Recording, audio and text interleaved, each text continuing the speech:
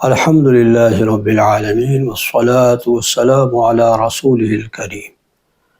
ناظرین محترم، جسم اور روح کے قرآنی تصور کو سمجھنے کے لیے سب سے پہلے یہ بات سمجھ لیں کہ ہمارا جسم جو ہے وہ مٹی ہی سے بنایا گیا ہے اور مٹی ہی میں لوٹا دیا جائے گا مرنے کے بعد، اور پھر روز حشر مٹی ہی میں سے برآمد کیا جائے گا۔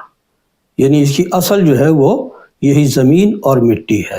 لہذا سورہ طٰہٰ کی 55ویں آیت میں اللہ تعالیٰ نے یہ حقیقت بیان فرمائی، منہا خلقناکم، اسی زمین سے ہم نے تمہیں تخلیق کیا، وفیہا نعیدکم، اور اسی میں ہم تمہیں لوٹائیں گے، ومنہا نخرجکم تارۃ اخری، اور اسی میں سے ہم تمہیں نکال باہر کریں گے دوسری مرتبہ۔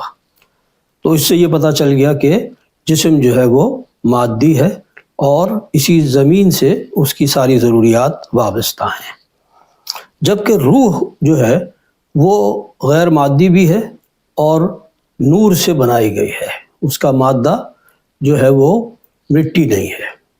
دوسری بات یہ کہ یہ جو روح ہے یہ ہمارے اس جسم سے بہت پہلے عالم ارواح میں اللہ تبارک و تعالیٰ نے تمام انسانوں کی ارواح کو بیک وقت اپنے سامنے حاضر فرمایا اور ان سے عہد الست لیا، یعنی اپنی ربوبیت کا اقرار لیا۔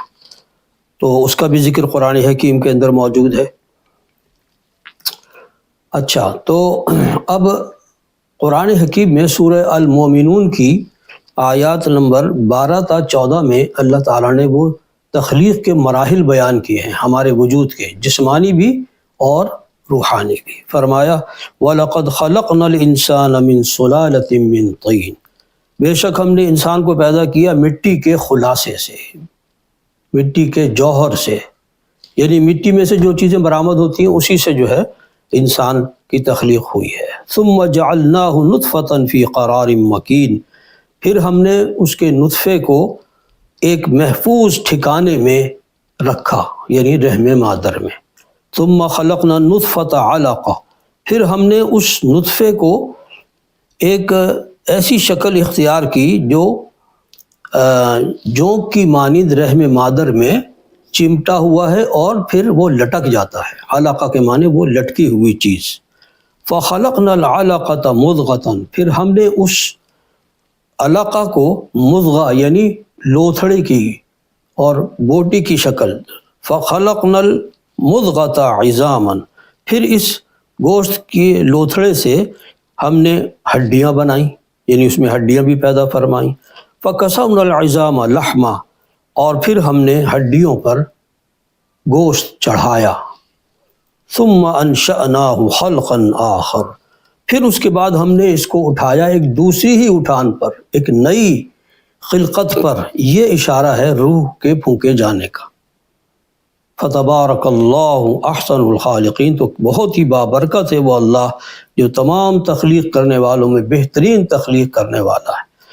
تو یہ جو بات فرمائی اس کی تائید ہوتی ہے ایک متفق علیہ روایت سے۔ حضرت عبداللہ ابن مسعود رضی اللہ تعالی عنہ بیان فرماتے ہیں کہ رحم مادر میں جسم کی نشو و نما جب ہوتی ہے تو 40 دن کے 3 وقفے جو ہیں وہ اس پر گزرتے ہیں، یعنی جو ہم نے بھی آیات پڑھی، یعنی نطفے کی شکل میں 40 دن رہتا ہے، پھر علقہ کی شکل میں 40 دن رہتا ہے، پھر مضغے کی شکل میں 40 دن رہتا ہے۔ تو اس طریقے سے گویا کہ 40 دن کے جب 3 مدتیں گزر جاتی ہیں تو پھر اس میں روح پھونکی جاتی ہے۔ اللہ کے نبی نے بتایا کہ وہ فرشتہ اللہ کے حکم سے اس کی وہ روح جو پہلے پیدا ہو چکی تھی وہ لا کر اس کے ساتھ منسلک کر دیتا ہے۔ تو اس طریقے سے انسان جو ہے وہ وجود اس کو مل جاتا ہے۔ ایک غلط فہم کا بھی ازالہ کر لیجئے کہ جو جسم روح کے پھونکے جانے سے پہلے نشو و نما کے مراحل سے گزر رہا تھا وہ جاندار تھا۔ جان اور روح میں فرق ہے۔ جاندار تو پودے بھی ہوتے ہیں، حیوانات بھی ہوتے ہیں۔ انسان کے اندر، انسان جو رحم مادر میں نشو و نما پا رہا ہے وہ جاندار ہے۔ جب روح اس میں پھونکی جاتی ہے تو پھر وہ ایک مکمل انسان بن جاتا ہے۔ اس سے پہلے اس کا صرف ایک حیوانی وجود ہوتا ہے۔ تو یہ بات ہے۔ اللہ تعالیٰ نے قرآن حکیم میں اشارہ فرمایا ہے کہ یہ روح کا معاملہ بہت نازک ہے۔ یسألونک عن الروح، یہ روح کے بارے میں سوال کر رہے ہیں۔